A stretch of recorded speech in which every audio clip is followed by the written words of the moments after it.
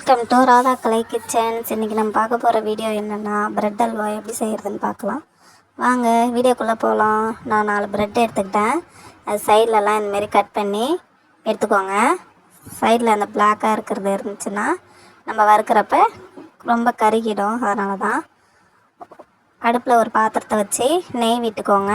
நெய் விட்டுட்டு முந்திரி திராட்சை போட்டு நல்லா வறுத்து எடுத்து ஒரு பாத்திரத்தில் மாற்றிக்கோங்க.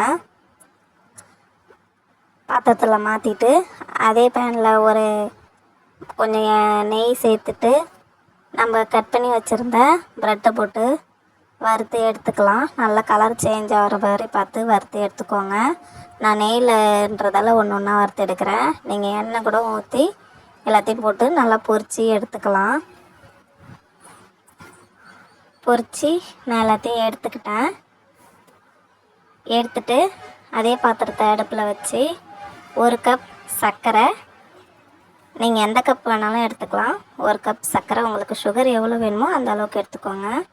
எடுத்துகிட்டு 1½ கப், அந்த கப்பால் 1½ கப் தண்ணி ஆட் பண்ணிக்கோங்க. தண்ணி ஆட் பண்ணதும் ஒரு பிஞ்ச் உப்பு, கொஞ்சம் ஏலக்காய் தூள் போட்டுட்டு நல்லா பாவுப்பதெல்லாம் வர வேணாம். கொதித்ததும் நம்ம வறுத்து வச்சுருக்கிற ப்ரெட்டை எடுத்து அது கூட ஆட் பண்ணி இந்தமாரி கிண்டி விட்டுட்டே இருங்க. கிண்டிகிட்டே இருந்ததும் இந்தமாரி எண்ணெய் பிரிஞ்சு வரும். அந்த டைமில் நம்ம வறுத்து வச்சுருந்த முந்திரி திராட்சையை போட்டு ஆஃப் பண்ணிவிடுங்க.